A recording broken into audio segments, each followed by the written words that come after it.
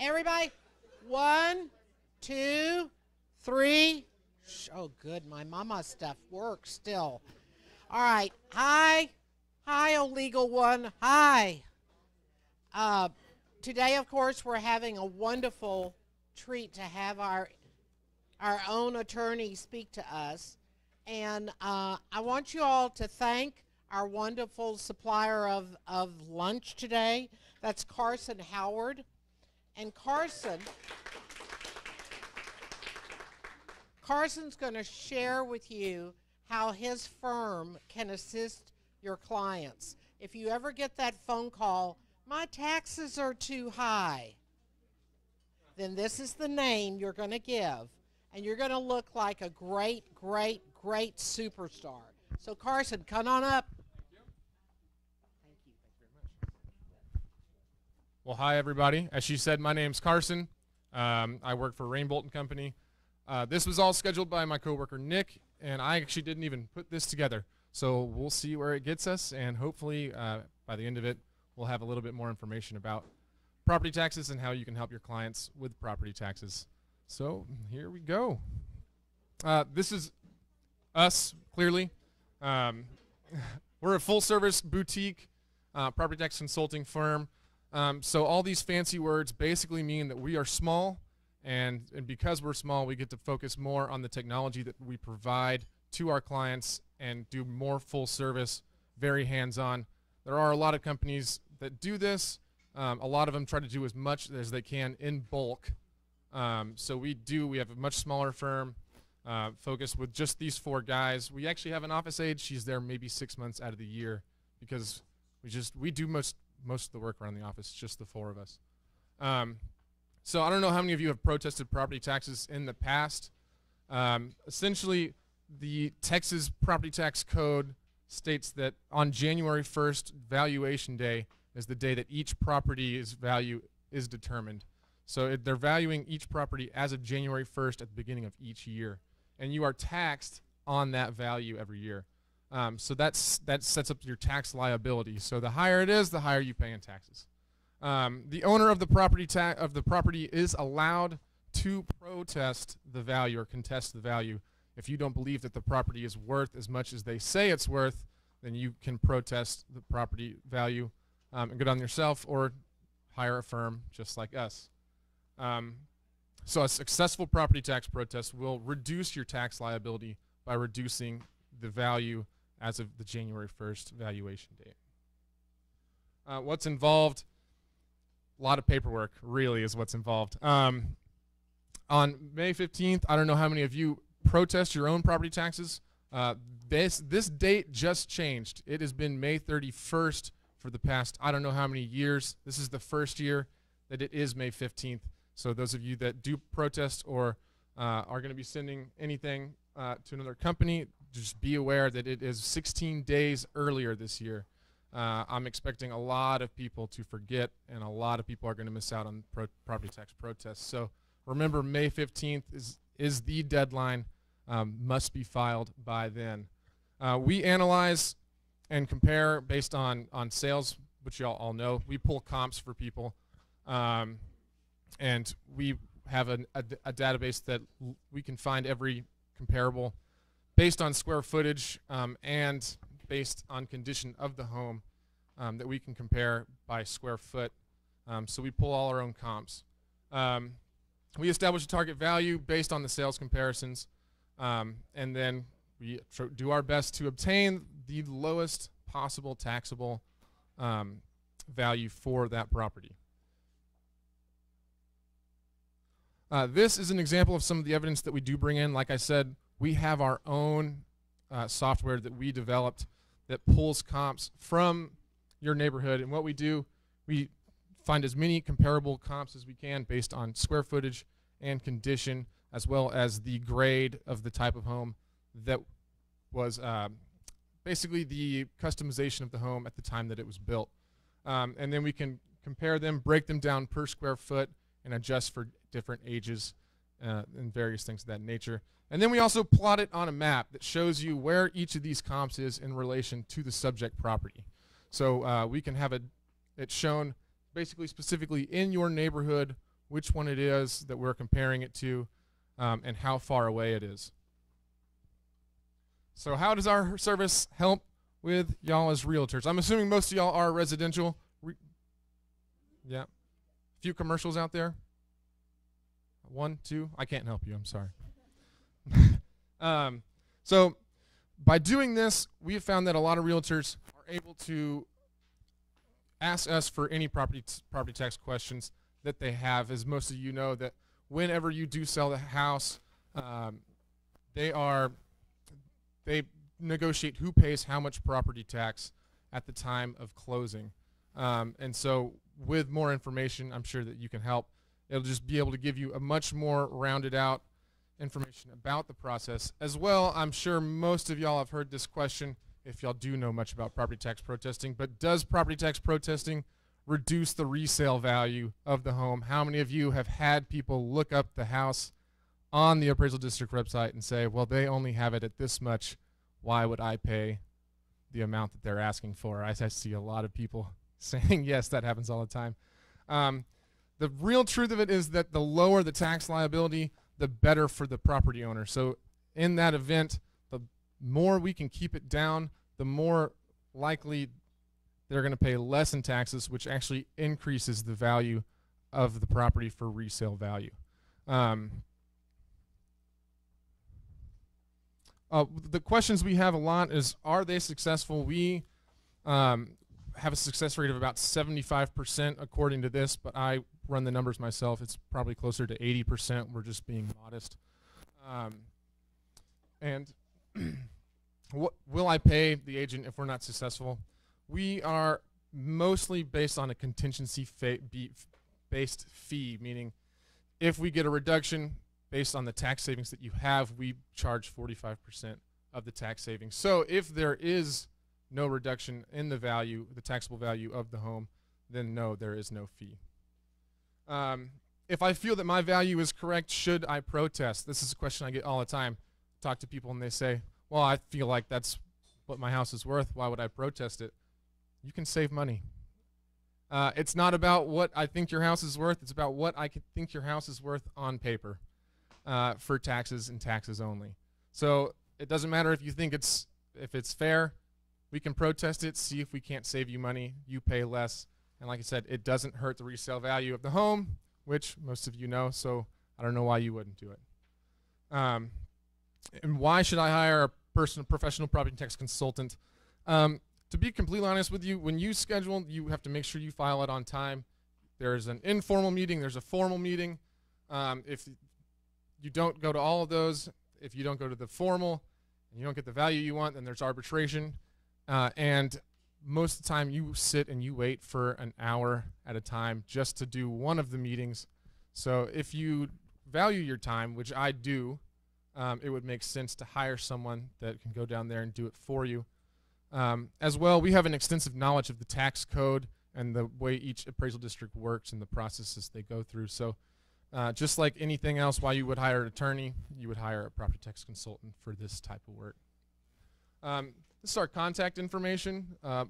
Nick Placker is the one that set this meeting up, and I'm the one that filled in his shoes. So I hope that this was beneficial because I didn't know I was doing this. They probably only picked me because I speak louder than anybody else in the office. If you do call us and refer us a client, use NCRB 18 as the code so that we know, both for marketing purposes, and we might be able to work out a deal in terms of the fee for people that do refer us, so that way we can keep track of it. I'm open to any questions if anybody has any. I know this is a pretty brief presentation, so if you have any specific questions you have for me, I'm glad to answer them. Yes, ma'am. Yes, ma'am.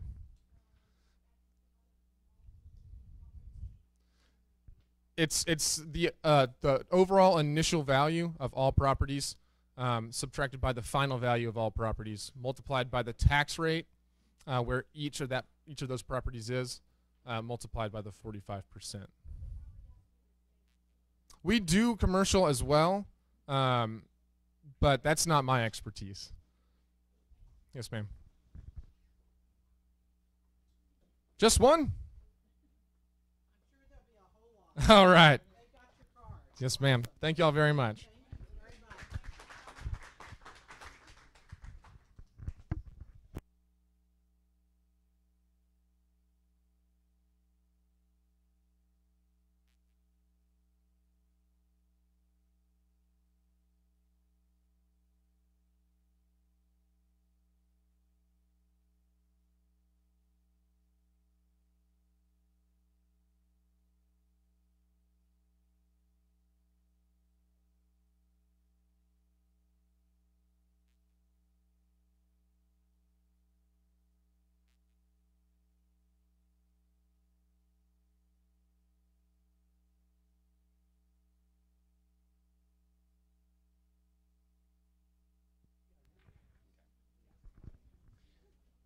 Hello, everybody. How are y'all?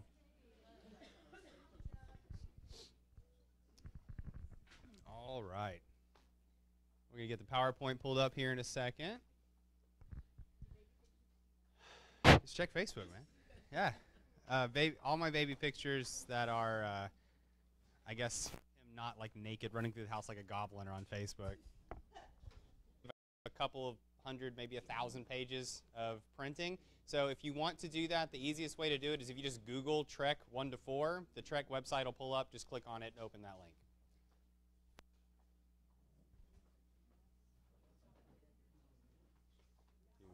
Sorry.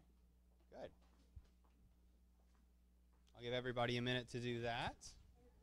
And I know this class is set from 1 to 3. I will certainly not go over 3. It may not last 2 hours. That is largely going to be dependent on audience participation. Everything that I do requires quite a bit of conversation to last all that long because, you know, this stuff is pretty straightforward. So I'd like to talk to you guys about what questions you have. As always, don't wait till the end if you have questions. Just interrupt me. No reason to raise your hand or anything. Just let me know. So we'll let everybody get settled in. Yes? Sure. Hey, who needs a handout that doesn't have one? 1, 2, 3. We need. So if you have one there, we need 2 more.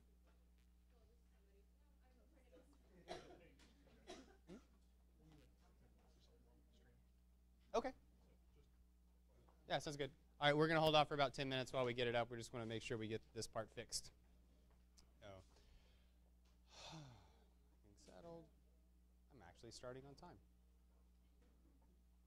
Last time I was 30 minutes late, so I feel bad. Leaving from, yeah. Yeah.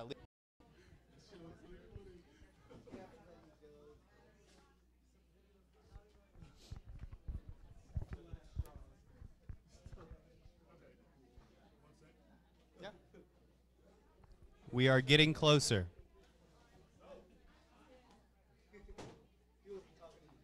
Oh. Okay, could we try this again? Yeah. Sorry.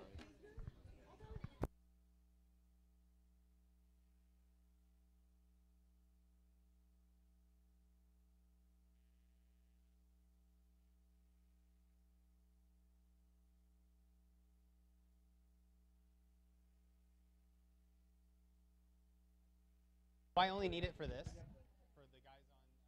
Yeah. Okay, because I'd rather just not use one if I don't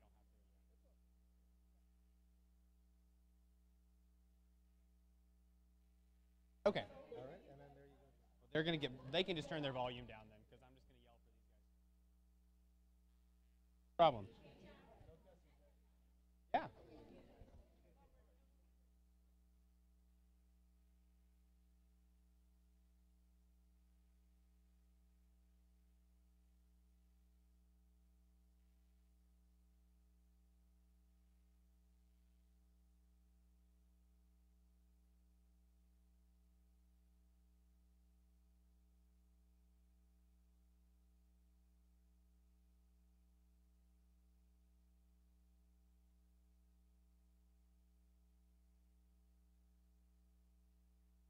Okay, guys, so we're ready to go then? All right, guys, we're ready to go. I've got the microphone for the people that are listening at home. For you guys, I'm just going to be loud. So if you can't hear me for whatever reason, just tell me to pipe up. I usually don't have a problem with that, but just in case. All right.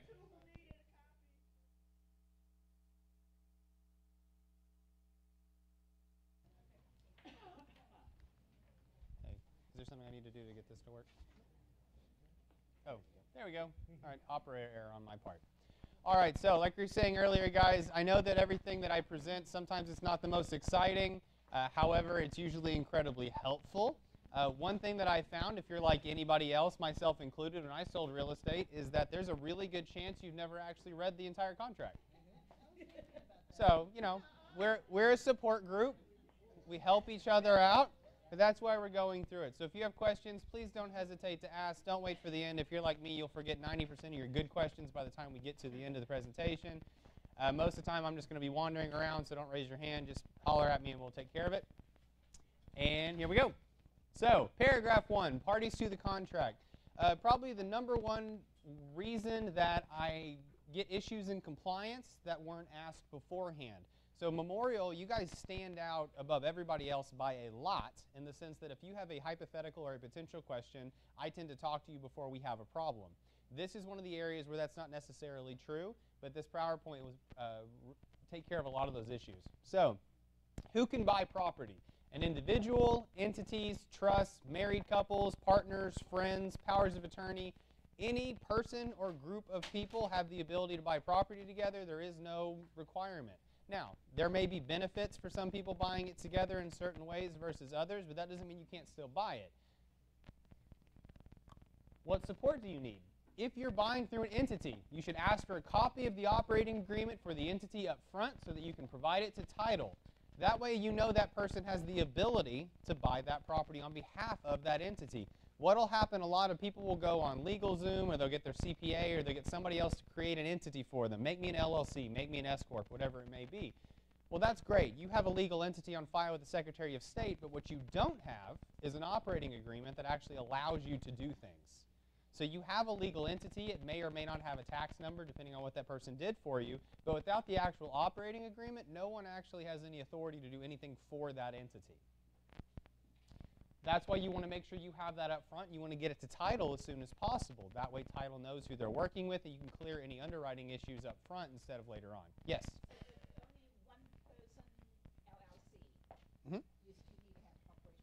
So the question is, if you have a single person LLC, do you still need an operating agreement? And the answer is absolutely yes, because that entity may have been created by someone else with this person in charge. But again, we don't know what it's there for. We don't know that it can buy and sell property. At its nature, an LLC or any other entity for that matter doesn't have the ability to function. It has to be given the ability to do things by that operating agreement.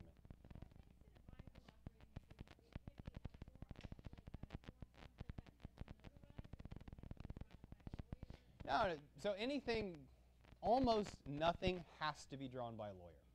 Now, it's usually right if it's drawn by a lawyer. If it's from LegalZoom, it's probably 70-ish% correct.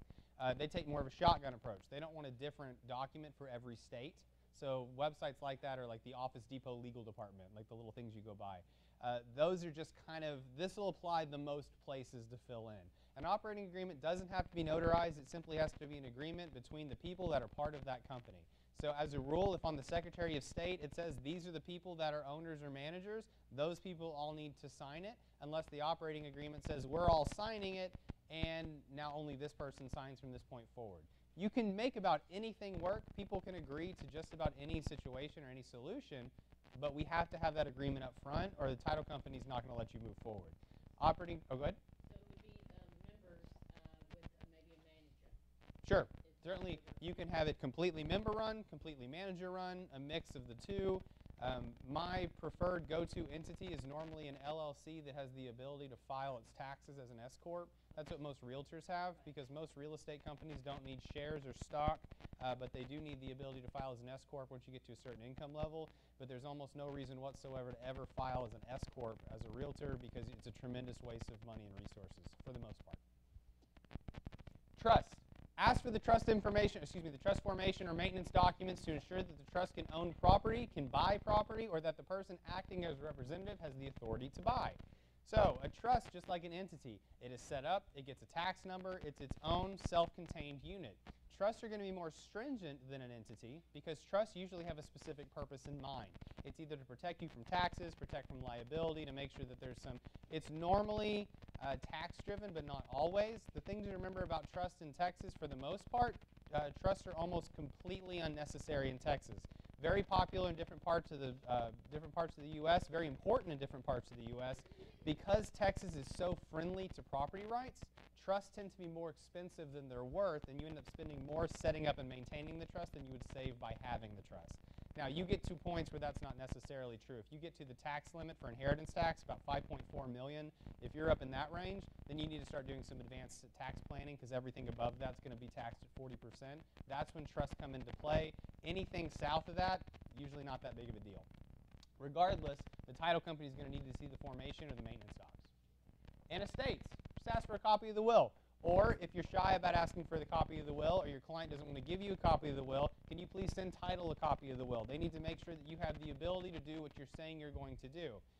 A big thing that I want to make sure that I point out, because this is a point of contention, and it's something that a lot of people will mess up on, we have to work through it after the fact. It is not a probate sale if mom dies, gives the property to son, and then son is selling the house. That's just a sale, because it's no longer in probate. If mom dies, leaves the house to son, and then the estate of mom sells it and then gives the proceeds to son, or son is the executor, that is a probate sale. Do you understand the difference? Any questions on that? Yes. So, if mom passes away and leaves property to son, son then has the property deeded over to him and sells it. That is not a probate sale. Son just owns the property. Whereas if mom passes away, leaves the estate to son, or leaves the home to son, even if son is the executor, son then sells the home on behalf of mom's estate, that is a probate sale. Any questions on that? Well, so the reason that I pointed out is because a lot of people will say this is an estate, so I don't have to provide a seller's disclosure, which is only accurate if it's actually a probate sale versus someone selling it on their own. And the other one would be there are some tax ramifications for someone selling it on their own versus selling it in the probate. The odds are good that it is going to be in your client's best interest. If they are going to sell a property being given to them through an estate, that they are probably there's more benefit to the estate selling it and then providing them the liquidated funds as opposed to giving them property that they then have to sell. It depends on whether or not they're going to have capital gains on the other things they're doing. It really depends on their personal finances and what matters. For some people, it won't matter at all. And for some people, it matters a lot. So that would be something that they were probably going to, if you have someone who's going to matter with, they're going to have a probate attorney, it might be a great conversation to have with them just to make sure that you're in the know. Sellers. Business entities. So a business can sell property only if it owns it. I know that sounds silly, but I want to make sure that that makes sense. Just like I couldn't sell property for you unless I went through certain steps and allowed me to do that, a business can only sell property that it owns. So it can't sell property that is owned by one of the owners unless the business has special permission, usually through the operating agreement, to do that. So again, I know it sounds self-explanatory, but if the tax records do not show the entity, then the entity cannot sell it. So how do you phrase it? Jane Doe for Mega Properties LLC, or Mega Properties LLC if you have the operating agreement to title. You don't have to have Jane Doe for them as long as title knows this is the operating agreement, this is how we're moving forward. Banks. Banks can sell property based on foreclosure, short sales, powers of attorney, deeds in lieu of foreclosure, assignments, etc. Ask the bank for supporting documentations for title. You are still going to have to provide documentation to title to show that the bank actually owns it. Banks don't want to own property. It's usually a terrible investment for them, and things have they've gone very badly several steps in a row, and now they're liquidating. So when you say, how do I phrase this? You know, if I'm selling it as Jack Hawthorne for Bank of New Mellon, I'm doing Randolph Brooks Credit Union, whoever it may be that's selling that property, you'll want to ask the bank how they want it phrased because they're the ones actually selling it, and the odds are very good they have very specific rules. Also, depending on how the bank acquired the property back, they may want it phrased a certain way because they may hold legal title, but they may not own marketable title. I know that sounds like a silly distinction, but they may have the ability to sell it, but they may not actually own it yet. So that's something, just ask the bank. Bankruptcy trustees. So you want to request documentation showing that the trustee has authority and is ready, able, and willing to sell the property. The reason this is important, shockingly, a lot of people in bankruptcy do not want to sell their house. If that shocks you, then you just haven't had a bankruptcy sale yet. So what we have to do is get this up front to make sure that the trustee has the ability to actually sell it. The trustee is usually working in the best interest of the bankruptcy proceeding, but that is usually contrary to the desires of the actual person in bankruptcy. The trustee is liquidating and controlling payoffs to make sure that everything's being done correctly to get this person out of the situation as best they can, even though the person in bankruptcy may disagree fundamentally with every single thing the trustee does. So we have to make sure that you know who you're actually working with, and if a trustee approaches you saying, I'd like you to sell this property, can you please provide me the documentation showing you have the ability to sell this property? It'll be a court order. So how do you phrase it? Jane Collins is trustee for Bill Little. That's it. Very simple. Trustees. A trustee can sell property as a result of a foreclosure. You'll want to get the deed of trust and foreclosure documents to title. So again, if someone comes to you selling as a trustee, that means that they're selling on behalf of a trust. You just want to make sure you have the trust documents and that they have permission to do it. You'll see a theme. If someone wants to sell property, we have to prove they have the ability to sell the property. Oftentimes on most of these examples, the person who comes to you is not going to be what you see on the appraisal district. That's why we have this conversation. The appraisal district will be, the Hawthorne Family Holding Trust, whatever it may be. Then someone comes out of the blue and says, hi, I'm John Doe. I represent the trust. I'd like to sell these properties. We want to make sure that we actually have proof of that because people are awful sometimes, and we want to make sure people are protected. Executors. So as an executor, you can sell property while it's in probate or while the will is being distributed. How to phrase it? Jane Collins is executor of the estate of John Doe. Any questions so far? All right. So sellers. You can have Bob and Linda own 123 Mockingbird Lane. Linda is going to buy Bob out. How do we phrase that? The seller is Bob, the buyer is Linda. It doesn't matter that they're co-owners because what's actually being sold is the legal interest. She's selling 50% in that property, not 100%. So she's still a qualified buyer even though she's also a seller. Does that make sense? Okay. Paragraph 2. What? Oh, you likely don't need a 1 to 4. Call me, we can do it faster, cheaper, and make sure you get paid. So, in the event that there are two people that approach, say, I want to buy my friend out, I want to buy my ex-wife out, I want to buy whoever out, you probably don't need a TREC 1 to 4. We can probably just do a simple purchase contract. So if you want us to do it, we can help you with it. It just depends. My goal primarily in almost everything that I do with you guys is to make sure that you actually get paid and that you're protected. A lot of times whenever you go talk to an attorney, unless you have a long-term relationship with that attorney, they will find a way to not make sure you don't get paid on that deal. I don't know why that is. It's just ingrained very deeply in our psyche. So what I like to do is to make sure that you guys are actually on the contract, you get paid, there are no issues with that. You probably don't. You can use one. It's just a purchase contract. You don't need one if you use an attorney. But if you're not using an attorney and they just want to go through you and you're like, I don't mind going through title and all that other stuff, then if that's the case, then just use a 1 to 4. Because most of the time, if you have co-owners, you don't need title because they've already got a title policy that applies. Yes. Hi, Cindy.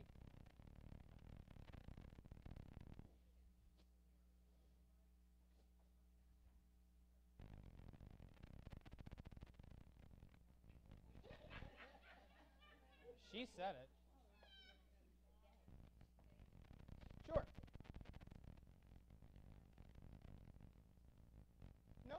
So on a long enough timeline, things pop up. And remember, in 2017, my office closed about 21,000 deals. So I take an aggregation of the most common problems that we have and the most common issues, and then just try and put it into something informative. So ideally, you don't really have to deal with any of these. Most of the time, if you deal with probate problems, you're dealing with lots of probate problems because probate attorneys are coming to you consistently to sell those properties. So you usually either don't have any probate issues or you just have a whole slew of them. Same thing with divorces, same thing with trust, same thing with banks. Just like the people that do REO. The banks go to the same people over and over and over because they know their system, whereas most people are never going to have to deal with it. So it's not a you thing. Oh. Property description. So paragraph 2. This information can be found on the appraisal district website. This is not the actual legal description. Do not use the actual legal description because it will confuse everybody. The actual legal description as it appears on the plat and on the deed doesn't actually fit in the confines of the TREC 1 to 4, and it wasn't meant to take it. everything up. Just use the legal description, the lot and block that's on the appraisal district. Write in the full address, city and zip code included. I know sometimes it makes sense, like, oh, we're in a hurry. They know what zip code it is. They know we're in Houston, whatever it may be. Make sure you fill out the address completely. I know that sounds oversimplified, but it can actually save you a lot of problems down the line. Improvements. There are items that convey with the home unless specifically excluded in the contract. If it is attached to the house or the property, then it needs to be specifically excluded. And common items that sellers take with them that they are not supposed to take. Water softeners, TV wall mounts, chandeliers, and wall speakers if they're attached. The concept is if you have to manipulate or damage the home in any way, you're probably not supposed to take it. So you can take the TV. You can't take the TV mounts. You can take a speaker if the speaker slides out of a speaker mount. You can make a fountain in the front yard if the fountain is not tied into a water system or it's not concreted in. If you can literally pick it up and take it, you can probably pick it up and take it, which causes a lot of anger and animosity. So, whenever you take a giant porcelain fountain that's like this big and just throw it on a trailer. Yes?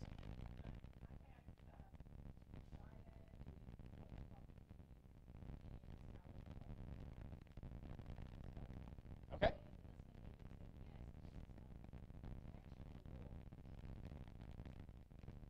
They're wrong. Yeah. So, yeah, the contract specifically allocates for appliances that are in the kitchen. Like, if you want to ask for, I'm going to take my stove with me, you actually have, the stove actually by code is supposed to be attached to the wall. So that's a problem within itself. But you should, if you're concerned with it, you're probably buying a stove, right? If that's the case, then we're just having, we jump on the phone with the other broker and say, look, you guys took it, how are we going to make this right?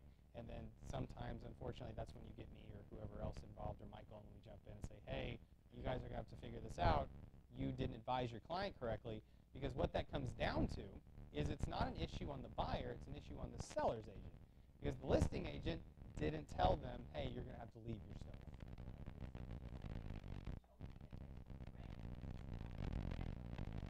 I would disagree with them. Do I need to change?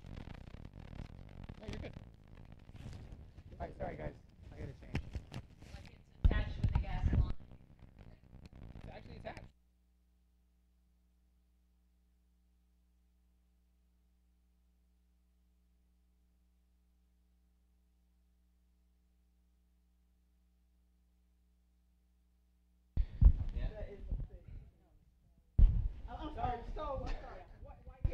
Yeah, the refrigerator has to be specifically excluded. Like, guys, this is the metric. If you talk with your client when you're listing a property, you want to ask them, is there anything specifically that you want to make sure you take with you? And if they do not have anything, you remind them. That means you're leaving you're just walking out of this house with your suitcase. Is that what you're telling me? And the front, well, maybe sometimes. It depends on what they want to do. But have that conversation and really beat it into their head, because if they leave it or they don't tell you, it will be your fault at the end. That's just how people work. So make sure, and if you have questions about it, I want to make sure you go through paragraph 2 of the contract actually lists out about 50 different things that say these are exclusions, these are not exclusions, and you know exactly what has to stay. If you have questions at that point, that's when you shoot an email to me, Michael, somebody else, and that way we can tell you, okay, on this one, and sometimes it's, hey, send me a picture of it. I have to actually see how it's connected to be able to tell you, and it just depends. Yep.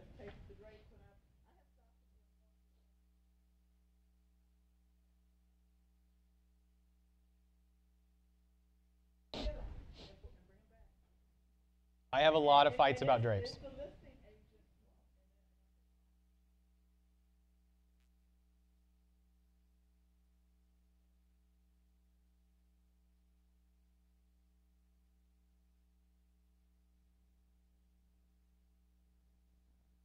Exclusions? So if you have...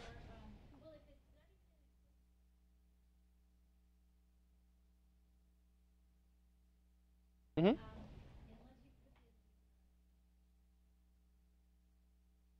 How is it attached? So if it's just plugged in, the odds are it's possible they can take it because you don't have to manipulate the home. If it's up to code, which means you have at the very minimum you have the tip-proof straps, then it's attached. I know it sounds silly, but you have to manipulate the home to get that. Yes.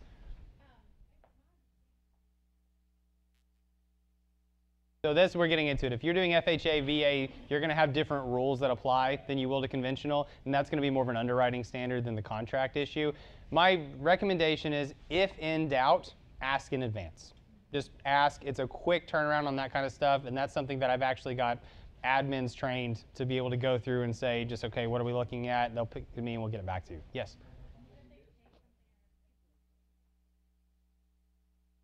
So if they take something that is not listed as an exclusion and they replace it, then so be it. However, if they take something that was supposed to be left behind and they replace it, then that's a no-no. You can't take, and we have that all the time. We'll have people take a $4,000 chandelier and replace it with something they got from Target, which, not that it doesn't look nice, but it's not the same. So they can't do that. Yes?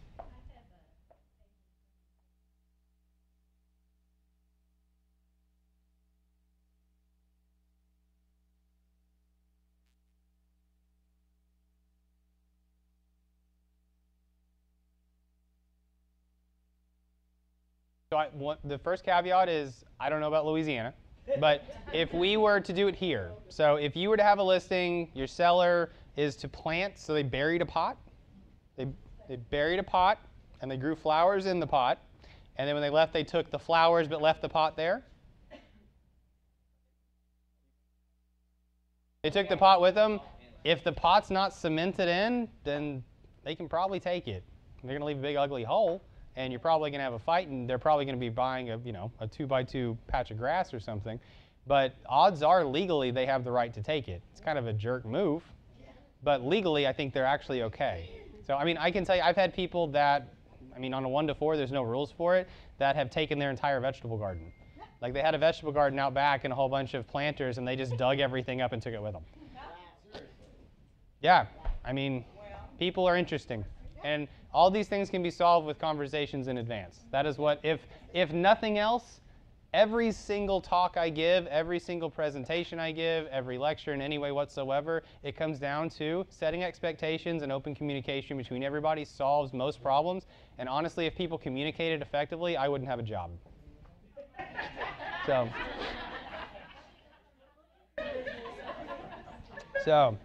that's just being practical. All right, so yes?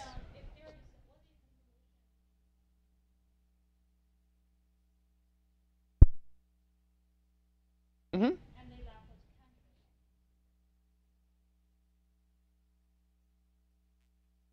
If they leave the country, there's probably not a solution. I don't know. So it's entirely possible that you can go to the other brokerage and you can say, look, you guys didn't advise them correctly. They took the chandeliers. If they say anything other than you're wrong, they can take them, then you're probably out chandeliers.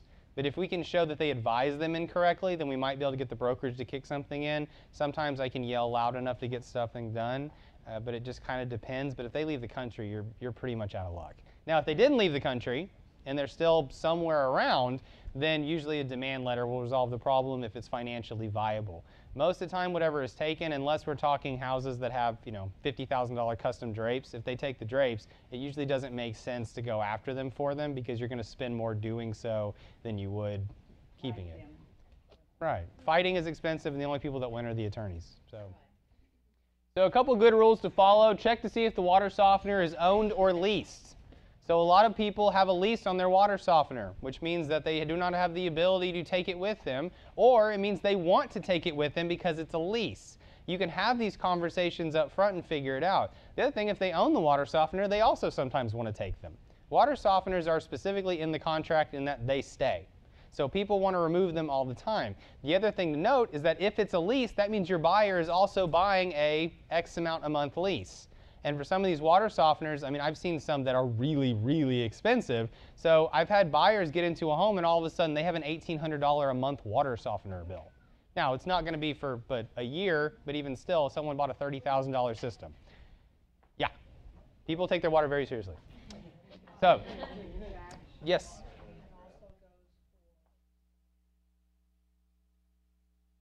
And alarm systems. So alarm systems, water softeners, make sure they don't have long-term pool contracts that they're not allowed to break and that are attached to the property.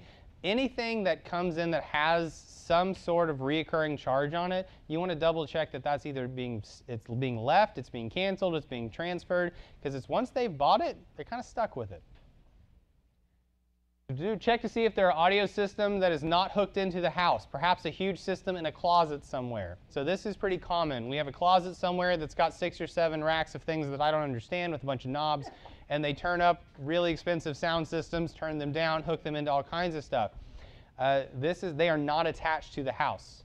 Almost always. They are freestanding. What that means is that when these people leave, they're going to take them with them. They're going to leave the speaker system, but they're taking everything that runs the speaker system. I have seen an agent pay out $12,000 on one of these before. Because not for the speakers, but for the actual audio system that ran the speakers for the whole house. It was a $2.4 million home. They had the house set up with audio system, and the agent did not tell them, no, you can't take those with you. They're an exclusion. They didn't ask that question, and because of that, they're like, no, we didn't negotiate it. We're taking our audio system with us. And the buyer said, no, you're leaving it here. It's not an exclusion. And the listing agent was the one who didn't ask the right question and didn't prompt them properly. So they ended up footing the bill. Do you? Yes.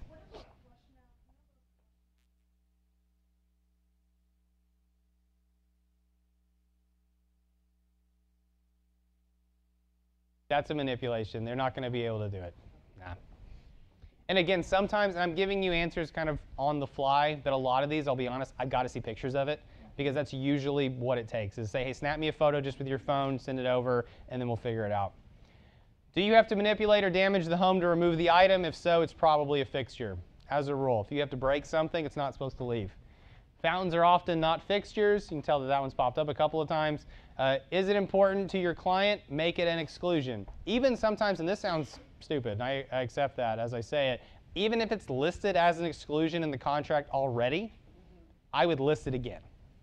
The reason for that is because, like we talked about, most agents have never read the contract.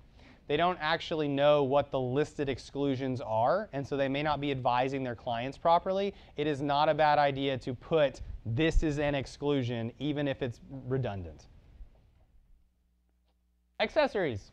Curtain rods and curtains, swimming pool equipment, controls for garage doors and front gates, artificial fireplace logs. When in doubt, exclude. These are things that a lot of people forget that have to stay.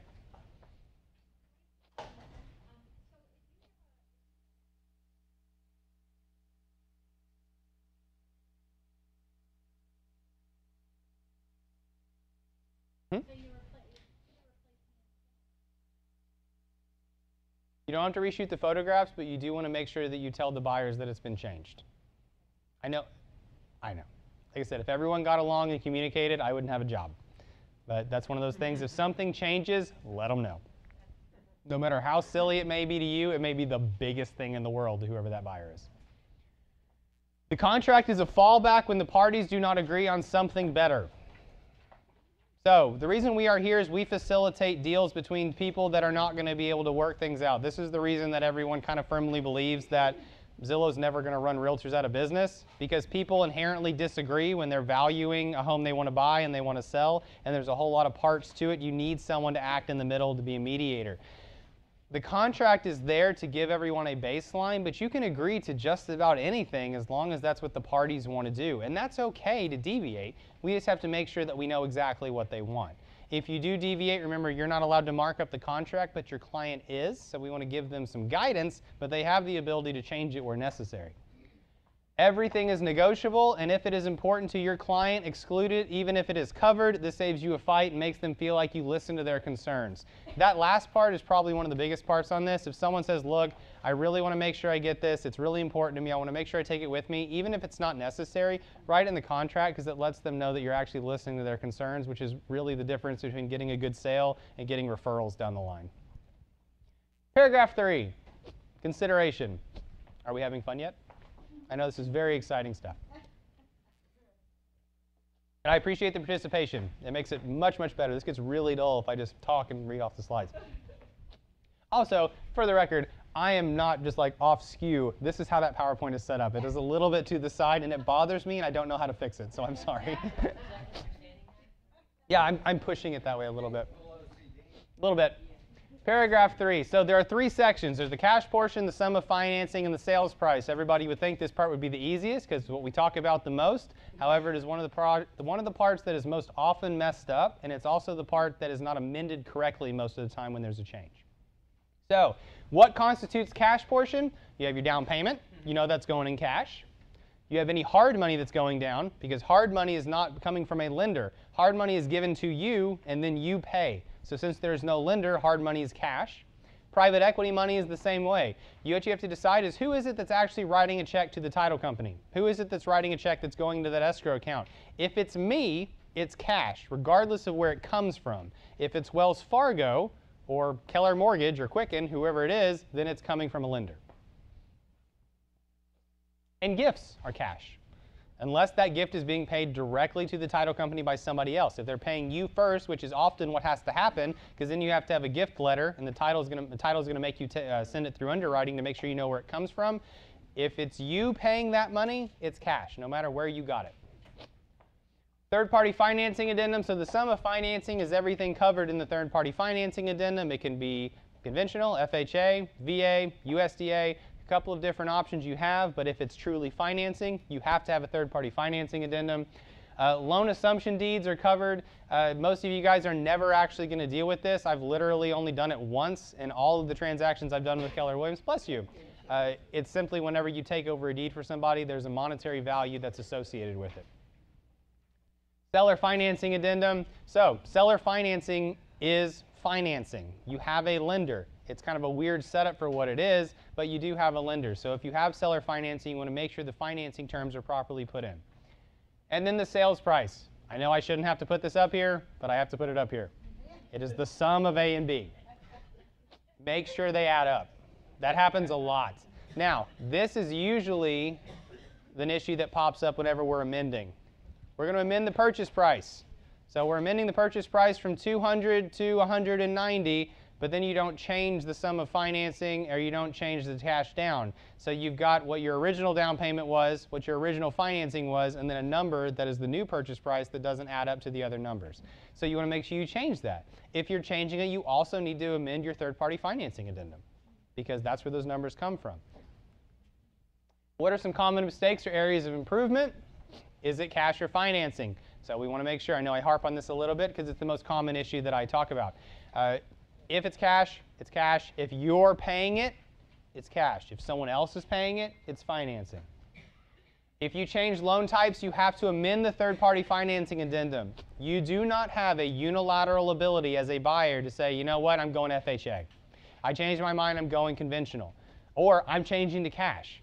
You actually don't have the ability to do that. And so a lot of people will come in and say, oh, by the way, we changed financing. No, you didn't.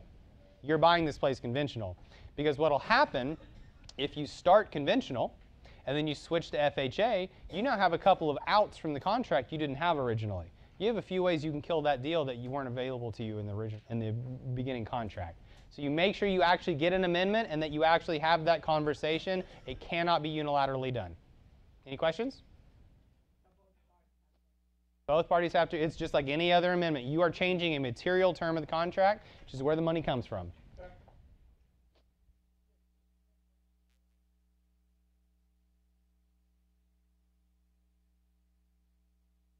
Yep. Yeah, because your financing amount changes. Anytime anything changes, you got to. That's anything that changes in A, B, or C in paragraph 3 is going to require a third-party financing change if it's not a cash deal.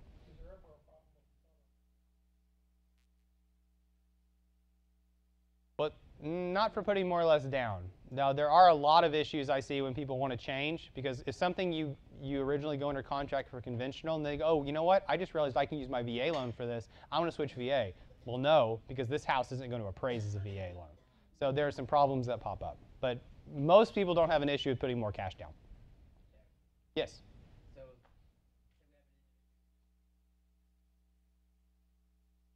right. there's a bidding war, they changed the FHA. Right. They want to change the FHA. Right. Do they get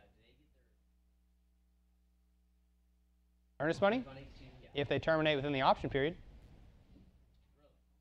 Terminate for absolutely, it's an unrestricted right to terminate for any reason. Right. Outside of that. Let's say it's outside of If it's outside of the option, unless, so if they can give notice they're not going to be approved within the buyer financing approval date, then they can terminate because they're not getting approved.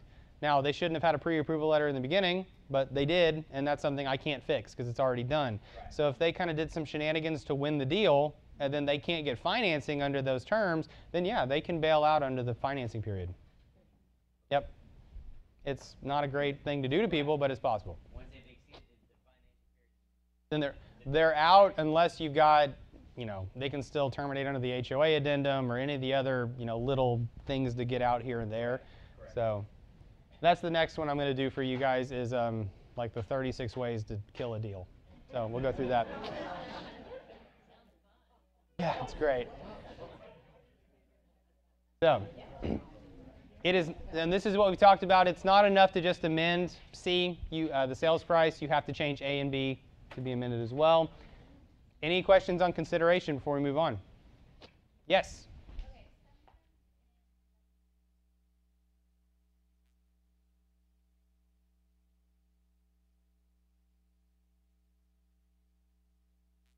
Right.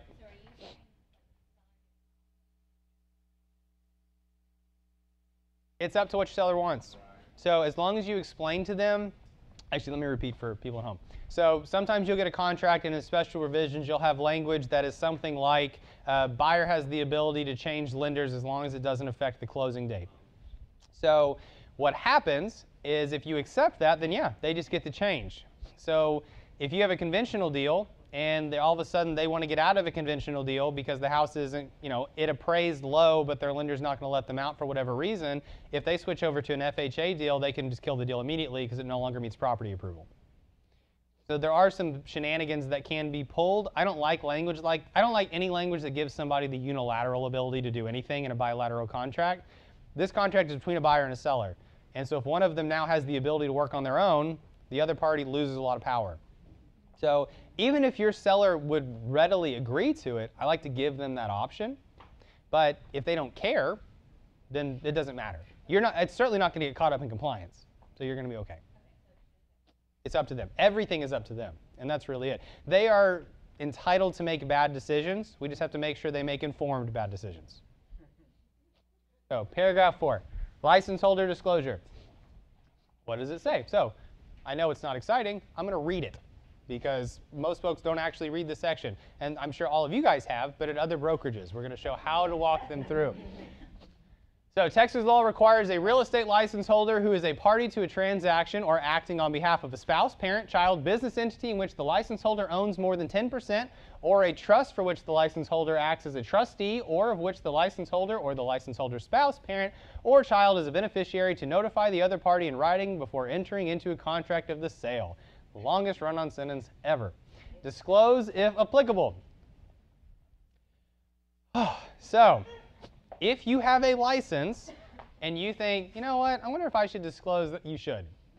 That's generally the test. So here's the thing about having a license. This is an extreme example, but I use it all the time because it's one you're going to remember. Having a real estate license and selling a property is a lot like having a property that someone has committed suicide in. People that are going to care don't care what the contract says. They're going to care if they find out 2 days before closing. It doesn't matter to them that they have the ability to back out, that it's something that they can't control. It's something they care very deeply about. I know it sounds dramatic. They care that you're licensed. Because people, oh, you know what, they took advantage of me. They know more than I do, and now I'm mad. That's something that they're going to bail out of at the last minute. Not always, obviously, but they can. And it's so much easier to deal with that issue in the beginning than to deal with it at the end. Yes?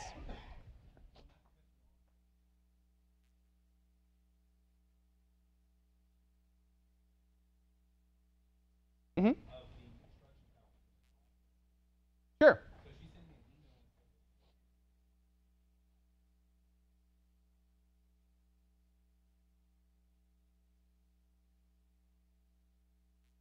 Is she a 10% owner in that LLC? Then she has to disclose it. period. It's actually a pretty easy metric on it. Huh? Oh, brother and sister? Yeah. So if you are selling for your brother or your sister, I would recommend doing it. Absolutely. If it's family and you're selling it for family, just disclose it. The thing is, most people don't care. But the people that do care really, really care. So it's so much easier to figure that out before you've spent 30 or 45 days working through a deal with them. Any questions on that one? This one's pretty short and sweet. When in doubt, disclose. So you must disclose on both the buy and the sell side. And you have to disclose if your status, if you are facilitating a deal, not as an agent, but are not the actual buyer or seller. So even if you're not a buyer or seller, even if you're not acting as an agent, but if you are facilitating, if you are helping your mom with a deal, and you are actively involved, and you are signing in some capacity, usually this pops up as a power of attorney. So if you're a power of attorney for someone, and you're an agent, and they're not, you have to disclose that. If you are a 10% or more owner in a company or entity that owns property, and you sell that property, you need to disclose. So that's the one we're talking about here. They're an owner. Yes?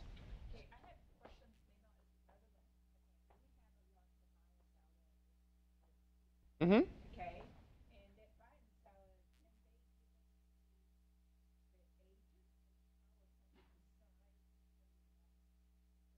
Sure. All right, so I'm going to repeat the question. So if you have a client that is overseas, otherwise inconvenienced, decided to go on a cruise over the closing, whatever it may be, do they have the ability to give an agent a power of attorney to sign on their behalf? No.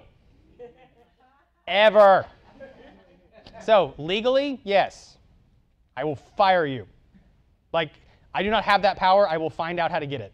It is the single greatest reason that we have conflict, because what happens if you're a power of attorney, you are saying, I am now taking this person's best interest at heart and I am representing them. So anything that goes wrong at that point is entirely your fault, and it's not covered by insurance because it is well outside the scope of your job responsibilities. So never, ever, ever take a power of attorney on behalf of your client.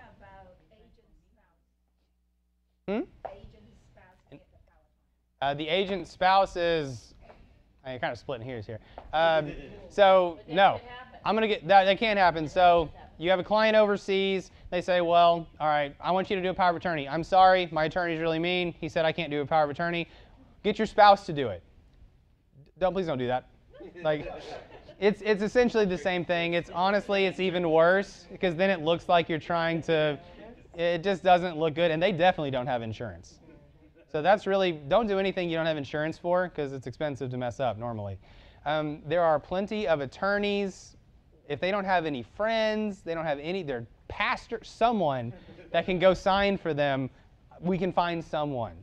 I mean, I'll pay, if it comes down to that and it's this or bust, I will find someone and pay them a little bit to go be the power of attorney, like a notary or someone that we can, put some kind of insurance on. Yes?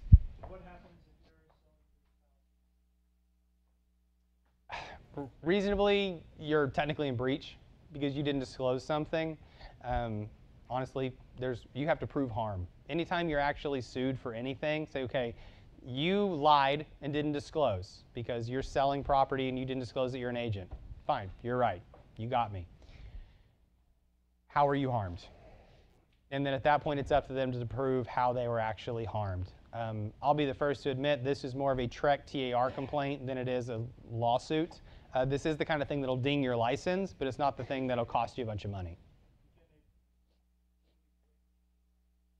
Yeah, I've done it. Clean break. It's a misrepresentation. So under paragraph 19 of the contract, it is a blatant misrepresentation. So, yes, and then yes. No, you actually put it in paragraph 4. Yeah, there's actually a little line, just disclose. So it's right there. Seller's an agent, this person's an agent. Usually the best way is just say this person's name. So Jack Hawthorne is a licensed agent. That's it. Yes? If you are an owner of the property or you are selling it for them, then yes, I would. Now, huh? If you're not.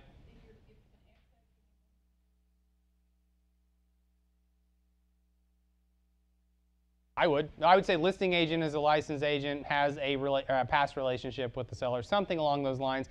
Again, just to cover it. It's the same. I tell every seller, just disclose, disclose, disclose. When in doubt, disclose everything because it is so much easier to handle it up front. This is the exact same thing. Most of the time, it's not going to be a problem. I would venture a guess that 95% of the time, no one cares. I have tons of deals that come through compliance. I'm like, oh, by the way, I found out last week that they're an agent. All right, well, you want to do anything about it? No, not really. Okay, good. Let's go on. Like, that's really the conversation most of the time. But again, if it's someone that really cares, they care a lot. So handling it up front is usually easier. Yes? Oh, this is just the Texas 1 to 4. Where do we see this missed a lot? I don't know what that's supposed to say. Executor, I bet. Somehow. So the executor of estate, if you're a licensed agent, you have to disclose it. An exian estate. Trustee of a trust, investment. I guess something happened with this one. If you're handling an investment group or you're an executor, disclose. I don't know what happened there. All right, paragraph 5, everybody's favorite. So earnest money. Any questions so far? Yes. Go on, hit us with it, Cindy.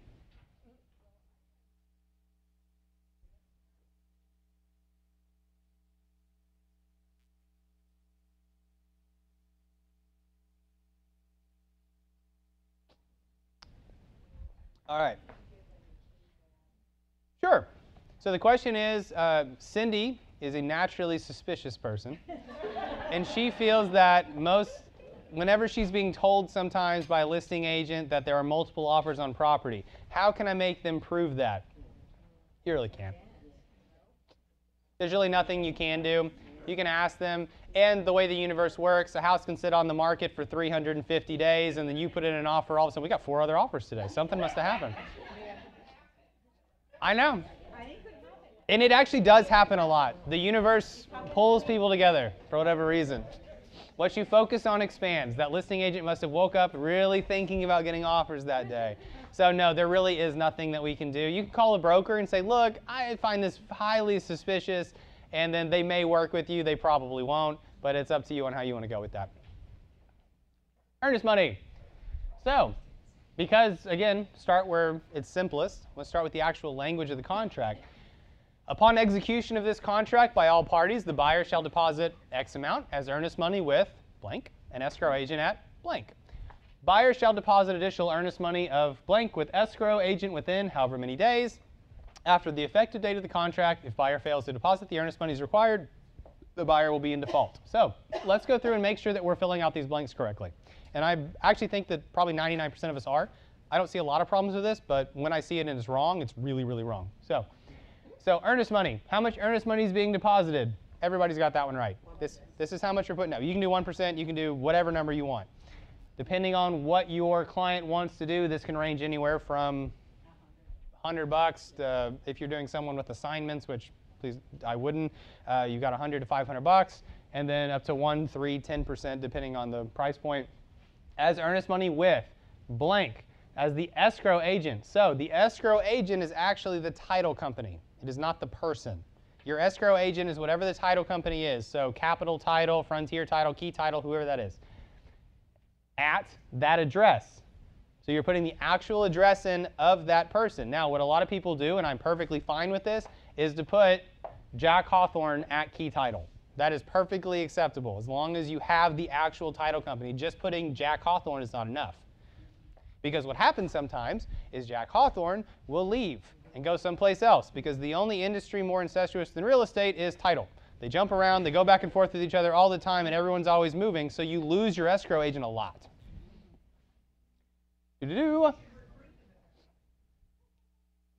Buyer shall, Cindy's very focused, profit share, always. So, buyer shall deposit additional earnest money of blank with the escrow agent within however many days. A lot of times, most people don't use this. That's perfectly normal. When I see it used the most effectively is for someone to say, I'm going to give you $1,000 in earnest money, and the day after the option period ends, I'm going to put another $30,000 down. Or the day that some milestone hits, at that point I'm going to put more money down. That's usually when I see it. If you're not using it, please put NA, NA, just so there's no blanks, no one can fill it in later. Again, that one's pretty self-explanatory. This is one of the 2 ways that a seller can terminate a contract. There are only 2 ways they can do it.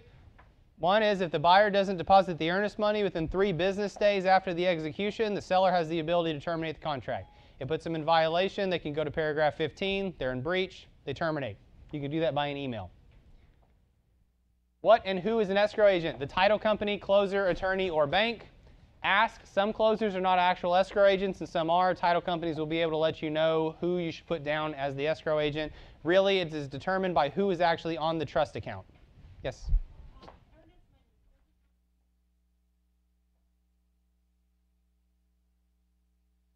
Sure. As long as you have it deposited and it's for that transaction. Side note, banks and attorneys tend to charge, title companies do not. So it's not a lot normally, but if someone other than a title company is holding money in trust or in escrow for you, they're probably going to charge you something along the lines of $2 for every $100,000 held per month, something along those lines.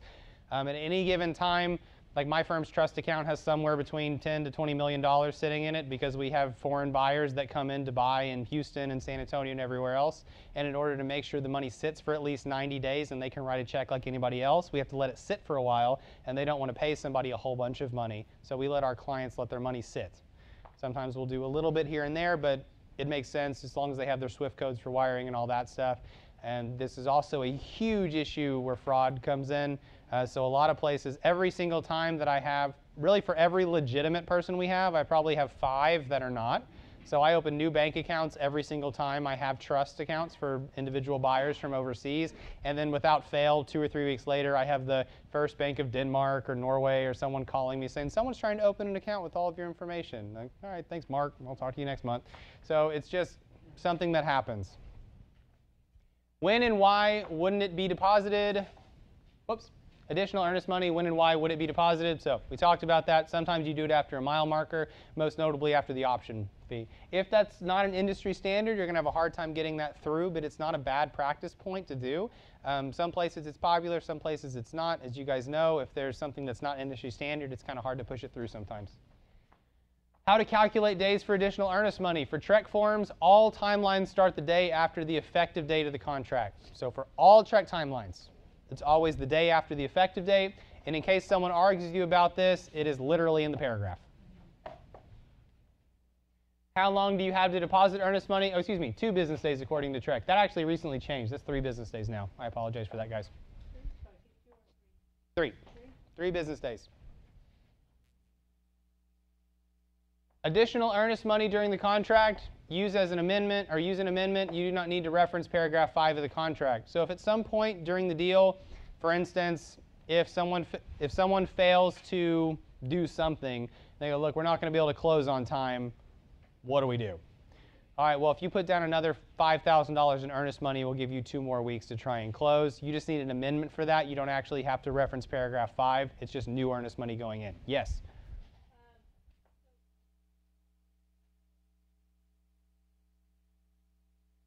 Mm-hmm.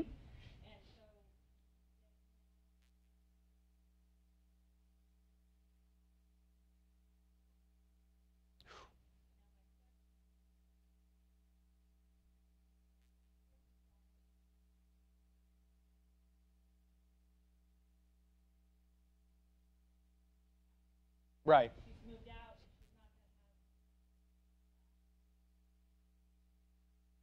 Sure. Mm-hmm. Okay, so the question is, let's say that you have a deal that's just dragging on and looks like it's never going to end, which I think is pretty accurate in this one. It just continues going, and you have earnest money that's being tied up, and the seller's going, look, I'm paying 2 mortgages, I've moved, I have expenses, and this person's not closing. How do I get this money? By agreement, you can pull money out of the escrow account. I would not use a release of earnest money. I would just do an amendment. So everyone agrees that $5,000 will be released from trust account or from the escrow funds held at capital title and moved into and released to buyer. That can be done by an amendment. It's just going to be an amendment that says this much money is being released to the buyer or the seller. And you want to make sure you don't do all of it. Yes?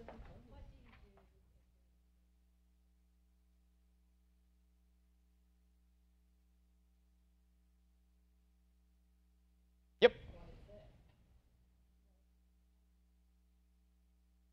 So you go to paragraph 14. So in the event something like Harvey hits, you go to paragraph 14, which is the casualty loss paragraph, and that gives you 3 options. 1, the buyer can give the seller about, I think it's 10, don't quote me on it, I haven't looked at it a little bit, it's either 10 or 14 additional days to make the repairs and bring the house back up to contract-ready condition. Probably not going to happen. If they can't do that, then at that point the buyer has the ability to terminate, get their earnest money back, and move on. And then the third and very unlikely option is that the insurance proceeds from the seller's insurance will be assigned over to the buyers whenever that is actually adjusted fully.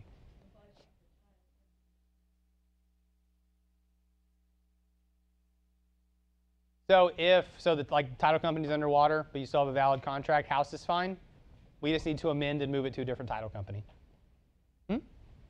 So that title company, they may be shut down, but they're on, knock on wood, most of them are, they are on cloud servers, so they have the ability to work out of their Houston office or San Antonio or Austin or wherever it may be.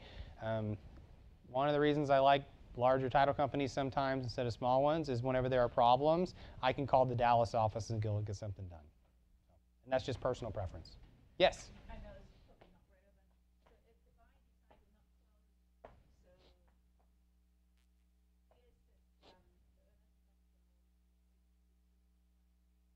it Sure. seller, Okay. and we actually close.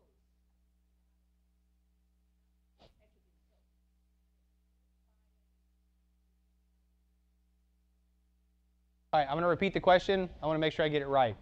You have a contract, buyer and seller. Buyer says, I'm not closing, I'm out, but I'm also not releasing the earnest money even though I have no good reason to terminate. You then put the house back on the market, get under contract with somebody else. You're under contract, you close that deal. You still have $1,000, $1,500 in earnest money sitting out there. What do you do with that? A couple of things. You get negotiable to try and get it done, or they can hire an attorney. You can interplead that money into district court and fight over it. The place to start normally is the contract allows you to have the title company send a formal demand for the release of earnest money that starts a 15-day counter. And if the title company does not hear an objection in writing from that party in 15 days, they will automatically release it to the party who requested the release. That's for people that go MIA. So if you have someone that just says, I'm out, I'm not buying it, and they just fall off the face of the earth, send that demand because that's how you can get it back. If you have someone actively fighting with you, then you're going to get an objection. So if you have someone actively objecting, then that's a good time to go ahead and hire an attorney if they want to do it. Or just say, look, I'll split it 50-50. I'll do something. An attorney's going to cost you $1,500 to $3,000 to interplead into court. It may or may not be worth it. So 50-50 sometimes is a better shot than chasing bad money with good money. All right. I'll make sure I did that. Yep. So non-refundable earnest money. How does it work? You call it non-refundable earnest money. First place to start. Sometimes the simplest explanation is the best. You say that title can release without permission of the other party, and it must be delivered within 2 business days, just like normal. All right, so I'm going to look it up and follow up with you because now I'm confusing myself and I can't remember if it's 2 business days or 3 business days. Has anyone looked it up recently and can tell me what's right? I'm going to take 3 business days, and then option money is 2 days. That's what it is. So I apologize for that. I got scrambled. Yes. So sample language. So first of all, what is non-refundable earnest money? Non-refundable earnest money is money that will never go back to the buyer, period. It's money you're putting down for the honor and privilege of potentially buying this house. If you buy it, it applies just like regular earnest money does. But if you bail out for whatever reason, even if it's completely legitimate, you don't get it back. This is a way that a lot of people will win really high contested multiple offer situations, is to say, look, even if I bail out of this deal, you know you're getting X amount of money. So how do I word it? Buyer shall deposit $1,500 in non-refundable earnest money. This amount shall be treated like other earnest money in all respects, with the exception that it will be released to seller without consent of the buyer in the event the contract is terminated for any reason other than the seller's breach of contract. So unless the seller does something they are not supposed to do to kill this deal, the buyer or the sellers will get the money regardless of what happens. Yes. Yes, because there's no other place to put it.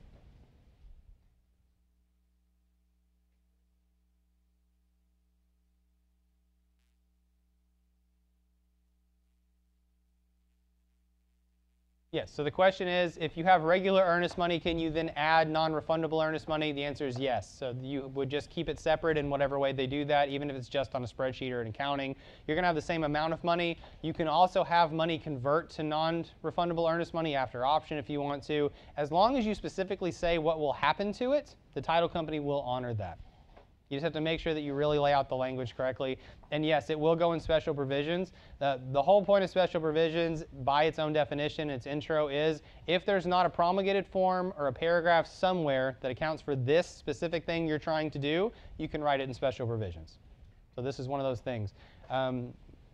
Marilyn, if you're watching from home, I apologize. I know that this is going to make you just hate me. So. So normally you'll have earnest money put down, and then within 24 hours of the expiration of the option period, an additional $3,000 of earnest money, of non-refundable earnest money, be deposited. It's essentially saying, look, if I make it through option, I have fully intend to buy this house, so I'm just putting a little more skin in the game. Yes. Hey Jack, we looked it up on TREC. Thank you guys. All right, 2 for earnest money, 3 for option. So I had it backwards. Earnest is business. Option is just days. So you can have option due on Christmas. Earnest is business days. Option money is just days after the execution date. You having fun, Betty? Good. I would love an example, Betty.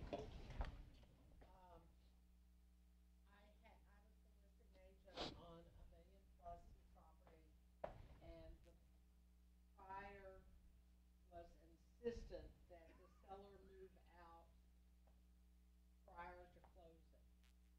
And I said, you do understand,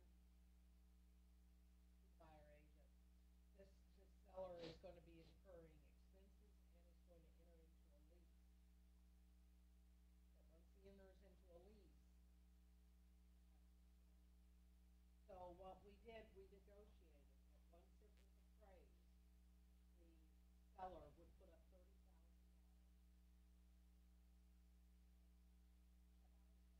Right. Pardon, $30,000. What if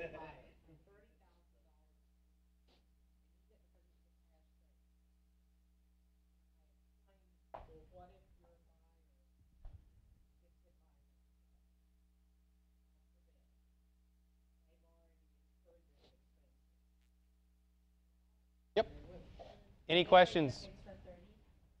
No, they don't make an extra 30. No, it was the 30,000 that would be set out that it would be applied as down payment when the buyer closed on February 15th. Set out very. Non-refundable earnest money is the same as earnest money. An amendment to the contract. Hey Jack, let's say that the buyer does get hit by the bank truck, okay? The seller keeps 30,000. It's non-refundable. It's non-refundable. Yeah. So non-refundable earnest money is non-refundable earnest money. The buyer or their estate does not have the ability to perform. Wow. Unless they do. Unless they get it together really quickly and buy the house. I had a buyer en route to the title company on a motorcycle, get hit, and was No. brought him back.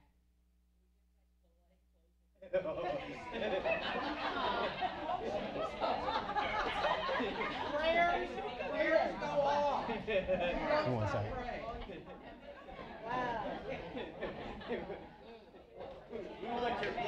All right, all right. A question in the back.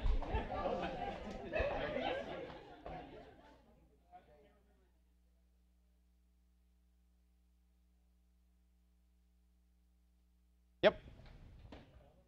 Gone. Gone. Yep. Now, if you have reasonable people on the other side, Maybe, but people tend to get less reasonable when there's a lot of money on the line. Those sellers would be legally entitled to that money. Now, you better believe you're going to get a demand letter from an attorney, but they're not going to win. So, the attorney and the buyers would not win. It's non-refundable. So, yeah, just watch the weather, I guess. So. All right, we're doing good. Paragraph 6. Looks like I'm going to have you guys out of here on time, maybe even a little early. All right. Paragraph 6, title policy and survey. So the title policy. Whose pays for the title policy is designated here. The title company is redesignated here, and a list of things the title policy will not cover is included here, including but not limited to the most common ones: plat covenants, taxes, assessments, and fees, utility easements, etc.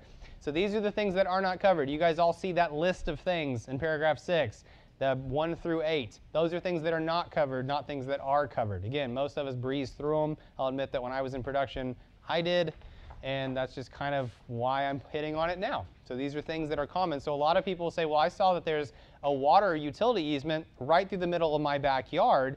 I want that fixed or I'm not buying the house. Well, you don't have the ability to do that. That's not a valid objection. All right. Probably the single most misunderstood section of the entire contract.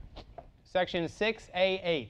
The standard printed exceptions as to discrepancies, conflicts, shortages in area or boundary lines, encroachments, or protrusions, or overlapping improvements will not be amended or deleted from the title policy, or will be amended to read shortages in area at the expense of buyer or seller. So, this is what that means. In most title commitments, essentially every title commitment, unless you're using some backwater title company that you should never use again if it doesn't have this, it's going to say, we have a standard exception. In the event that you are buying less property than you thought you were buying, we're not covering you for that. Because there was a survey, we should have known, somebody missed it, we're not covering for that. Unless you say, it will be amended to read shortages in area, which means that shortages in area are now covered by the title company in the title policy. If you mark that box, we now have to decide who is paying for that policy. Is it the buyer or the seller? So lots of folks will just either mark will or will not or will be amended and don't mark the next section, or they'll mark buyer or seller because they're like, well, I know I have the seller, so whatever it is, I want the buyer to pay for it. And they don't actually check anything else. So we want to make sure that one of these is always checked. And if you have the buyer, I recommend you check will be amended. If you have the seller, I recommend you check will not be amended. Or always have it amended and check whichever one pays for it that tickles your fancy. It doesn't really matter. It's one of the cheapest versions of insurance that you can buy. It's an incredibly useful deal to have, especially if you have more than a quarter acre. If you have a master plan community, the odds you're going to have shortages in area are pretty remote. If they do, the title company probably already knows about it because it means that every lot in that neighborhood is about 10 feet off with the fences or something like that. If you're one of the first sales in a new development, so you're one of the first resales, it's something that you probably want to look into because you're going to be a trailblazer for a lot of problems. So it's something to look into for sure. But always make sure you check one or the other. So if you check it will not be amended, you do not have to say who pays for it. Now, who wants to take a guess? If you mark will be amended to read shortages in area, if you don't mark either of these boxes, who pays for it? The realtor.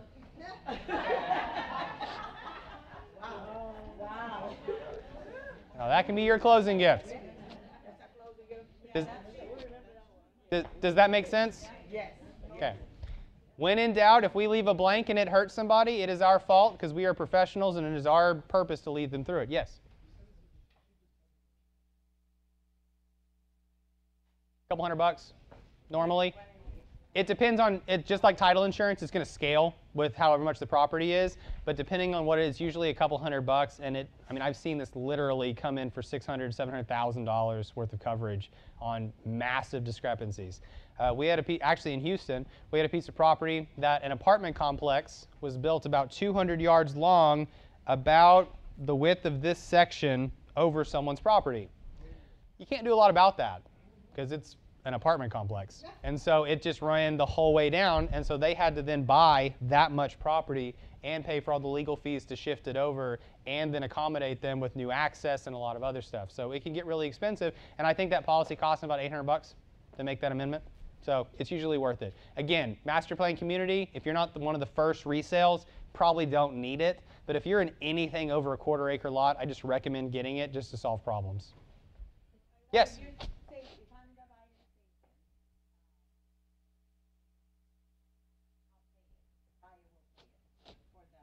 Oh, I would always, if whatever side I am, I always try to get the other side to pay it. I would get it, even if the other side won't pay for it. But I'll be honest with you, most agents don't know how to explain this. When you send it over, what does this mean? So they may ask you. That's right.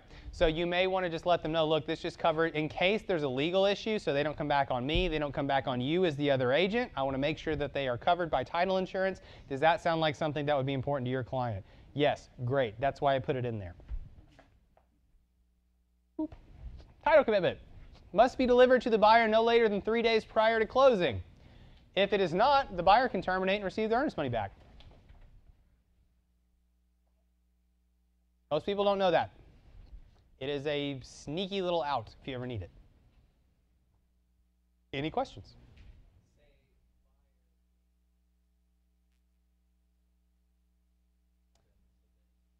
So what happens when you have multiple breaches on both sides? Let's say, here's the best example I have because this is the one that happens most often. Let's say a buyer fails to close, and it's not their fault. Lender's dragging their feet, they had some problems, they bought a car halfway through or something, and they're just like, all right, we got to refigure everything. I need 2 more weeks to close. Seller says, fine, you're in breach. We're not going to do an amendment or anything, just get it closed. Buyer's in breach, blatantly in breach. The seller has the ability to terminate because the buyer has not fulfilled their obligation to close on time. Appraisal comes in and it's low. Buyer terminates. Property no longer meets property approval. The seller lost their ability to terminate because the buyer had a legitimate reason to get out of the contract. So even though they were in breach, they terminate for a legitimate reason. Same deal. If you're in breach but you get a legitimate reason to get out, it doesn't matter that you were in breach because you had a way to terminate, which makes people super duper happy. So, must be delivered to buyers no later than 3 days prior to closing. A great example that we will get to at some other point, at some other talk, is, but this reminds me of it, in the contract, in paragraph 7, it actually says that all repairs have to be done the day before closing. So prior to the day of closing. So unless in your repair amendment you say repairs must be done the day of closing or receipts must be provided within 72 hours prior to closing, if repairs are not done prior to the day of closing as a buyer, you actually have the ability to terminate. Prior to the day of closing. So that's in 7, and I apologize, I don't remember exactly where. If you want, I can run it through afterwards. That'll be for the next one. It'll be like 7 through 14 or something like that. So who pays for the survey? Wait a minute. Oh. I did. If it is not done prior to the day of closing, then technically, not even technically, you can terminate unless your repair amendment says otherwise. Now, ideally, you have a repair amendment that says, receipts have to be provided at least 72 hours prior to closing. Any repairs done without receipts or invoices will not be deemed complete. Kind of the stuff on the repair amendment cheat sheet that we have, just something along those lines to make your life easier. So this should not come up. But in the event that you just don't handle it in a repair amendment, this becomes incredibly relevant sometimes. So all those times that you've had people, I'm at the buyer walkthrough and stuff isn't done and we don't know what to do. Well, you lose all your leverage if the buyer wants the house. But if they genuinely don't care, they can terminate. So. Good. Ask for permission. Right. In that instance, if it is an automatic extension if the buyer wants to buy the house. You have to amend. Do the amendment. Okay. You just have to amend an amendment. You can also, the buyer has the ability to unilaterally extend the contract for up to 5 days without an amendment.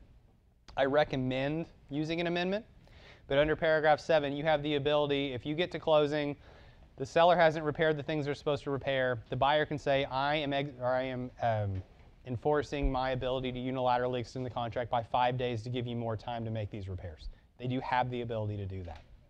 Where did you do that? An amendment? You just send an email. You send an email. I would prefer that you do an amendment and that you do it by agreement, but it doesn't have to be an agreement. The contract gives the buyer the ability just to extend. So now I know that I do need to come back and talk about paragraph 7. This is exciting. Yes. And your homework before then is everyone to go read that whole paragraph. Oh, wait, Betty, may I go on? Yes, yes. Thank you, Betty. All right. Survey. Who pays for the survey? So, paragraph 1, which is actually 3 different paragraphs. And they thought they were crafty by putting the middle paragraph in bold. I don't know why they wrote it like this. It causes me no... Anyway, whatever. So, this is 3 different sections, as usual. I'm going to read through it, and then we're going to break it down on what they mean. Within blank days after the effective date of this contract, seller shall furnish to buyer and title company seller's existing survey of the property and a residential real property affidavit promulgated by the Texas Department of Insurance, also known as the T-47 affidavit. If the seller fails to furnish the existing survey or affidavit within the time prescribed, buyer shall obtain a new survey at seller's expense no later than 3 days prior to the closing date. If the existing survey or affidavit is not acceptable to the title company or buyer's lenders, buyer shall obtain a new survey at seller or buyer's expense no later than 3 days prior to the closing date. So, what does this actually say? Seller has to give them a survey and a T-47. What happens if a seller gives them a survey with no T-47? They have not complied. What happens if they give them a survey with a T-47 that is not notarized? They have not complied. So what happens in the event that the seller gives them something that is not good enough? We go to the bold paragraph. If the seller fails to furnish the existing survey or affidavit within the time prescribed, the buyer shall obtain a new survey at seller's expense. So, if the seller says, here's what I've got, but it's not the survey and a T-47, but if they give it to you, then they've given it to you. If they haven't, just order a new one and tell title to bill them at closing. That's it. They can kick, they can scream, that's what you do. Yeah, I don't have it. I don't have it. What about after your recommendation as the buyer agent not to initiate a phone call to the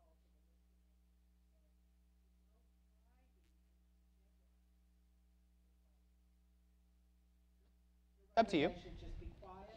It's totally up to you. And then the title company authorize them to order it. If you're, let's go through, and then I'll make recommendations at the end. Okay. I'm going to go all the way through it first. Yeah. Yes.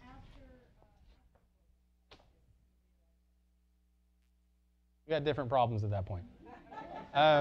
It's very, very unlikely you're going to make it all the way through closing without addressing it, because you're going to have title, you're going to have underwriting issues with title, or you're going to have underwriting issues with the lender if there's no title company.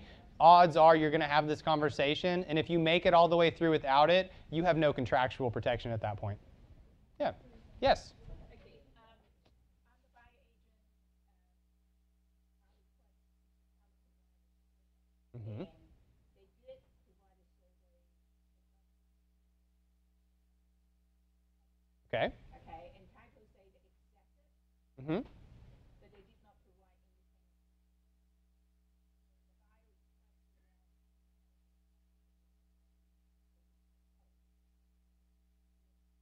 Mm-hmm. So, I sense a theme with the overseas. yeah.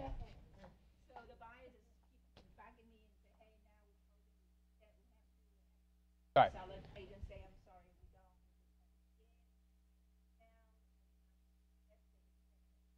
I'm going to reiterate the question real quick, just to make sure. So let's say that the seller sends you, or the listing agent more likely, sends you a copy of the survey as well as a T-47. They just scan it over, and your buyer wanted an original.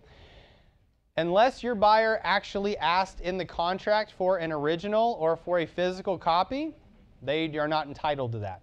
They are entitled to a T-47 and a survey. Now, that takes us to our next section, which is what happens if they give it to you, but title says, I don't like it. Yeah, it's perfectly valid, but that surveyor died, or it's been a long time, or we think it might have changed. We're just not accepting it.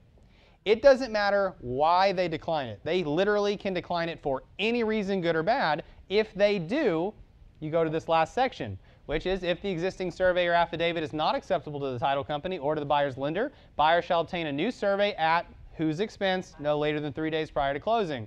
So you check there. Whose expense? Who's going to pay for it? So if you check this box, you have to check these boxes, one or the other. If you forget, who's paying for a survey? The realtor. You guys are catching on. Yes. A little bit higher. 7 days, normally. Yes? And if you're representing the... If you don't have, so if your seller doesn't have a survey, then you want to do this one.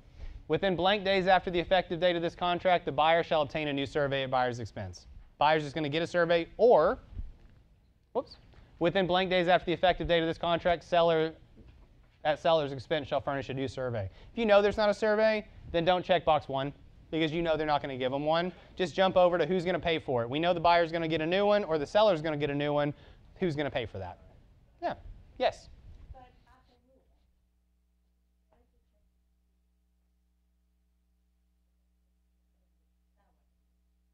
Well, not if I'm a seller. So it just depends. If you are the buyer's agent, or if I'm the buyer's agent, I don't want my buyer to pay for anything they don't have to. I'm going to put it on the seller. If they're the seller's agent, I want the buyer to pay for everything. So it just depends on what works best for your client. If they don't care, then yeah, it's a lot easier if you control it. It just is not controlling it worth about $400. Depends. And that's just up to you and your client, and that's your personal business on how you provide that service. Say, look, it's better to spend this money and just control it.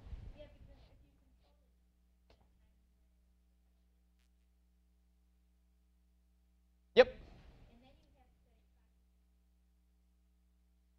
Right. It's what the dollar amount that is worth to you. Yes.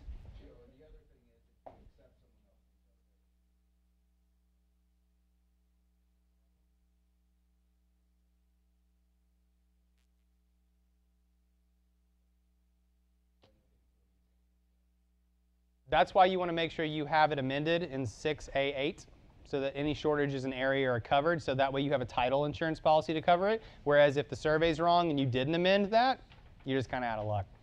It's a really good point. Boop. Objections. What can you object to? Anything that is not in 6A1 through 8. So you can't object to shortages in title, not having that exception in it. You can't object to utility easements. You can't object to covenants on a plat. You can't object to restrictions in a deed unless it's something you write in the blank.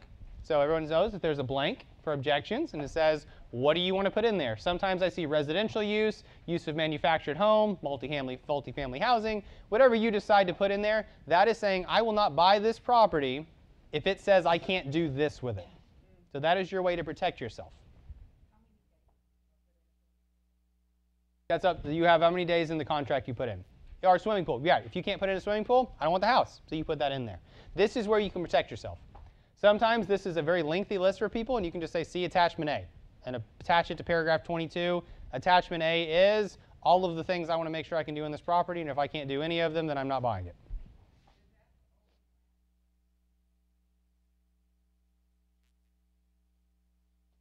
It can. So my recommendation for HOA documents, surveys, everything along those lines is to get it to them during the option period as often as possible, because they essentially give you an additional option period. Now, title objections are way more specific, so you're not often going to be able to get out of a deal because of it. But the HOA addendum, that's my second option period, especially in places like Houston, where almost everything is under an HOA or POA in some way or another. I can get out of almost any deal at almost any point unless I get those documents up front. So I try to make sure that they don't get an option period they're not paying for. Same thing with title objections, except again, title objections are way more specific. So objections occur before closing or blank days after the receipt of the commitment and survey. That's something you guys are going to fill in. You have the ability to object to any items as long as they're not 6A 1 through 8 before closing, or blank days if you fill in. What? 3 days. 3, 7 days, 10 days, whatever you decide to do is fine. Most title companies aren't going to be able to get you a title commitment more than 7 days before closing. So use practical application. Title notices. It's a good idea to read these, as most folks have not. So just an entire section of paragraph 6, all the different title notices that are given to a buyer. And that's really what this entire section of the contract is about. Be aware that there may be issues. Be aware there may be tidewater. Be aware that there may be hazards. Be aware there may be endangered species. Be aware, be aware, be aware. And it's all these things that we're not actually following up on for the most part, and we don't go over it with them because most everybody DocuSigns in some way or another. So they're looking through it on their phone or on their computer and clicking through. And this is a big old section of the contract. When you're clicking through, you just skip a whole page. So something to send them in a PDF to go over. And I think I've given you guys before my recommendation. Anytime you send anybody something to DocuSign, always send it to them in a PDF first by email, and then follow up with DocuSign so they have the ability to review it as a PDF, and it gives them a chance to actually know what they're signing. Yeah, DocuSign is one of the best and worst things that have ever happened to the real estate industry. It is one of the #1 reasons that I have a job. Litigation spirals out of control because people are like, well, I just clicked through it on my phone. I have no idea what I signed. Well, that's a you problem. But they're going to blame you because you didn't lead them through it. Yes, sir?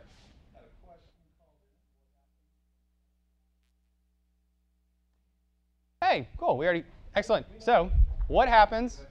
Hello. What happens if the seller dies and you have earnest money? What happens to the deal? Well, that means that the seller no longer has the ability to go forward with the deal. They can't close. And the buyer will then be able to terminate because the seller can't close, and the buyer will get the earnest money back. Unless the seller's estate gets it together really, really fast and they can actually sell it through the estate. So they can sell it on that person's behalf. Thank you. Excellent. I like this. Yes. If it's non-refundable, then the buyer's not going to get it back.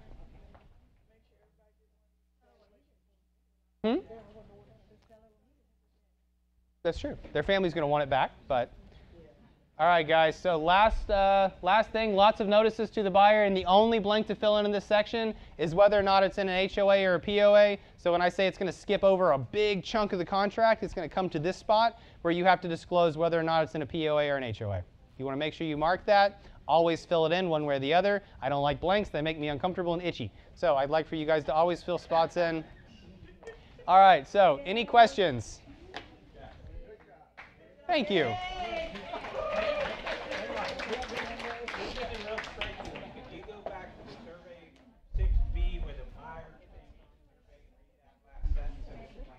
Yeah. All right, guys. All right. What is it that Mo does? 1, 2, 3. Shh. Hey, it actually works. It's so cool. All right. Within blank days after the effective date of this contract, buyer shall obtain a new survey at buyer's expense. Buyer is deemed to receive the survey on the date of actual receipt or the date specified in this paragraph, whichever is earlier. That is a tricky one. So you want to make sure, guys, that you know that it is delivered whenever it says it's going to be delivered. And the reason for that is because if it's up to the buyer to order a new survey and they don't order a new survey, they don't get to bail out of the contract or avoid a breach because they didn't do their job. So thank you. That's a perfect example. Yes. Good find. This is why we discuss. So if there's a lender problem with the survey, the lender cannot perform, the buyer cannot use that as a If the buyer works with the timelines, yes. So now, if you marked this one, then yeah, the lender's got a problem, so you can order a new one. Yes? For cash transaction, Yes. do we have to, because if the buyer decides not going to take the survey, 1, 2, 3, Right. we don't check anyone, it's okay?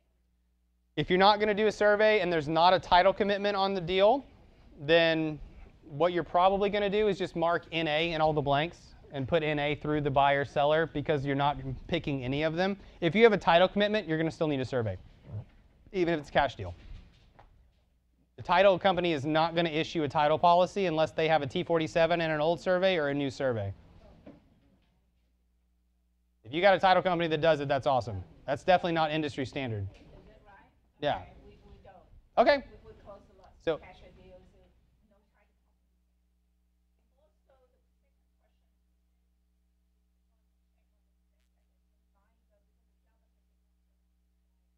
second question, Mm-hmm. and if they check number 2, but they decide not to use the survey. So that means they lose the ability to object for that purpose. So if the buyer says, I'm going to get a survey and then decides not to, that as long as it doesn't hurt the seller, it doesn't matter. The buyer is entitled to make a bad decision. You just got to make sure they know what they're doing. Okay. It's always better to put an N/A. Yes. It's all, if you're going to mark through it, you can just do a line, but if you do that, you need to do on both because it may look like you're trying to mark one. It's almost always better to do NA. Yeah.